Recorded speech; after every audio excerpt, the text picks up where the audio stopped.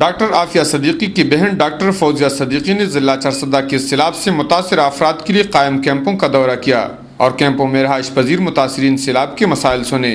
Doctor Fauzia Siddiqui نے چارسدہ کے علاقہ عثمان میں اپنے دورے کے دوران پاسبان کے زیر اہتمام میڈیکل کیمپ میں مریضوں کا معائنہ کیا، جس کے لیے ڈاکٹر فوزیہ صدیقی نے 6 لاکھ روپے کے ادویات بھی فراہم کیے۔